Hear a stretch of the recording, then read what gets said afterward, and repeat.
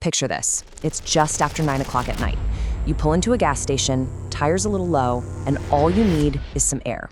But what starts as a super simple, kind of annoying chore is about to become this incredible masterclass in how to stand up for yourself. And it's all thanks to one guy who just decided, you know what? Not tonight.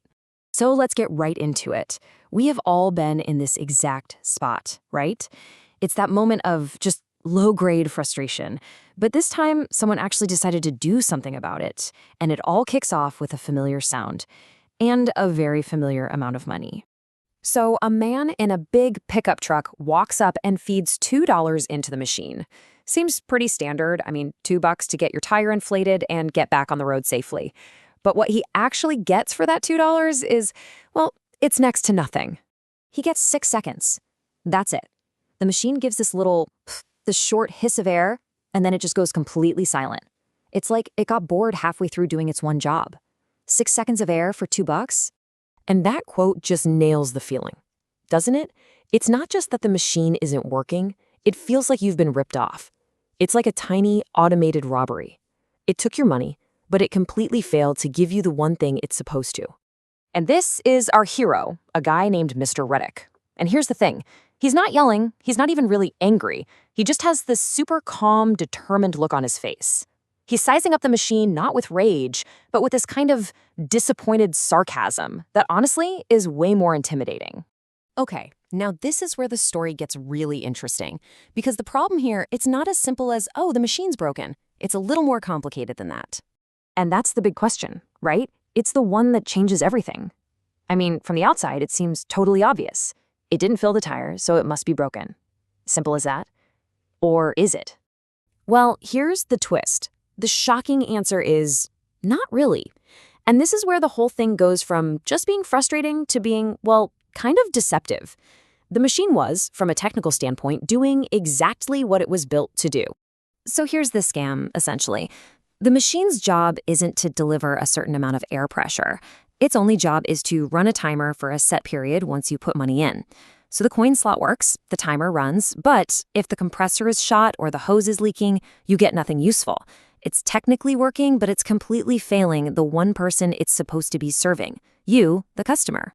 And this line just perfectly captures the whole problem. It's this massive disconnect between how it was engineered and the actual user experience. Yeah, sure, the machine is technically on, but for anyone who's actually trying to put air in a tire, it is profoundly, deeply broken. So Mr. Reddick's quiet, simmering frustration doesn't go unnoticed. There's a small line of other drivers waiting, and they start to murmur. You can tell they've been through this before. And that shared annoyance is about to turn a bunch of strangers into a team. See, he doesn't just storm off worried about his own $2. He turns around to the other people in line and asks this simple but incredibly powerful question. And in that one moment, he stops being just another victim. He becomes an organizer. And just like that, a coalition is born. 3 other people immediately raise their hands. With a simple nod, Mr. Reddick just says, okay, we're going inside. And everyone just follows him. Because, when someone takes charge with that kind of quiet confidence, people who are tired and frustrated are more than happy to fall in line. So this newly formed little team marches right into the convenience store. They get to the counter, totally ready for the classic customer service runaround. But Mr. Reddick, he's got a plan. The manager immediately tries the oldest trick in the book. He tries to deflect. Oh, that's run by a third-party company, he says, trying to wash his hands of the whole thing. But Mr. Reddick shuts that down instantly. And this is the key moment. He establishes ownership. He says, it's on your property, it took my money, that makes it your problem. Boom. No wiggle room. So after a little back and forth about getting refunds, the manager starts to hesitate. And that's when Mr. Reddick delivers the final knockout blow. This line is just so brilliant because it's not aggressive. It's a simple statement of fact, it's calm, it's reasonable, and it's completely immovable. And guess what? It works. The manager just sighs, grabs a marker and a piece of paper, and tapes a sign to the machine. And you could feel the whole crowd just relax. Because what they wanted wasn't really just their $2 back. They wanted acknowledgement. They wanted someone to admit the problem was real. So, what's the big takeaway from this little roadside showdown? Well, it turns out Mr. Reddick wasn't just getting a refund, he was basically giving us all a playbook, a practical toolkit for how to complain effectively and actually get results. Let's break it down. Step 1, stay calm and be exact. $2, 6 seconds. No emotion, just facts. Step 2, form a coalition. Your one complaint is easy to ignore, but a group is a real problem.